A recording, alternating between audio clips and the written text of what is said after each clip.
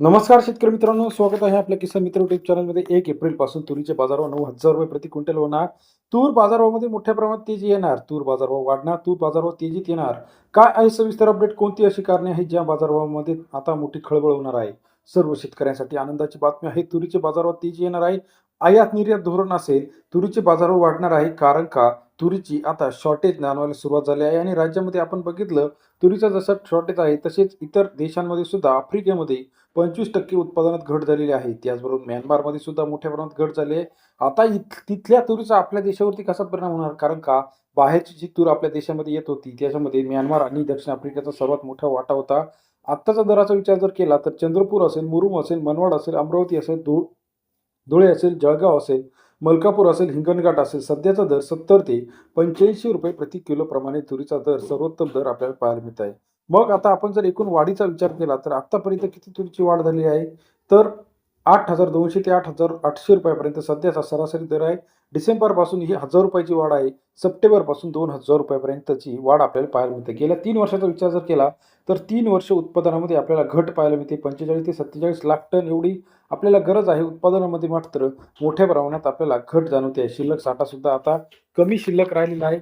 मग इथून पुढे तुरीचा बाजारभाव कसा असणार आहे? विदेशात टंचाई आहे, देशांतर्गत सुद्धा टंचाई, आंतरराष्ट्रीय मार्केटमध्ये संघर्षाचं वातावरण आहे. या सर्वाचा तूर उत्पादकांवरती कसा परिणाम होणार? आणि राज्यामध्ये हमीभावापेक्षा जास्त तूर बाजारावर मिळत असल्यामुळे शेतकरी वर्गांमध्ये एक आनंदाचं वातावरण आहे.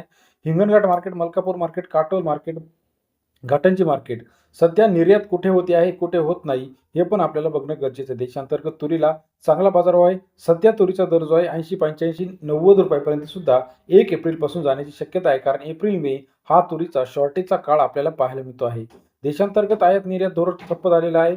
मागणी वाढलेली आहे परंतु निर्यात तेवढ्या प्रमाणात होत नाही आणि पुरवठा सुद्धा होत नसल्यामुळे आता व्यापारी वर्ग सावध भूमिकेकडे आपल्याला पाहायला मिळतं. देशांतर्गतमध्ये बाजारभाव वाढण्याची 3 महत्त्वाची कारणं: आंतरराष्ट्रीय मार्केटमधून आयात निर्यात मोठ्या प्रमाणात बंद झालेली आहे. दुसरं, देशांतर्गत बाजारपेठेमध्ये सुद्धा तुटवडा जाणवत आहे. यावर्षी अतिवृष्टी असेल, पेरा कमी झालेला होता. त्याचप्रमाणे नुकसान मोठ्या प्रमाणात झाल्यामुळे मोठ्या प्रमाणात तुरीचं संकट आलेलं आहे.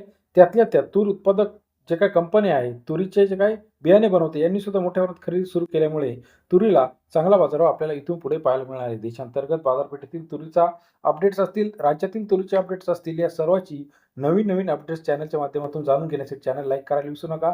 ही 4 कारणे: घटलेली आवक, पाऊस परिस्थिती, वाढलेली मागणी आणि आंतरराष्ट्रीय हालचाली, या 3 घटकांवरती इथून पुढचा तुरीचा बाजारभाव अवलंबून असणार आहे. व्हिडिओ आपणास आवडल्यास लाईक, सबस्क्राईब आणि शेअर करायला मात्र विसरू नका. अधिक माहितीसाठी बेल आयकॉन प्रेस करा.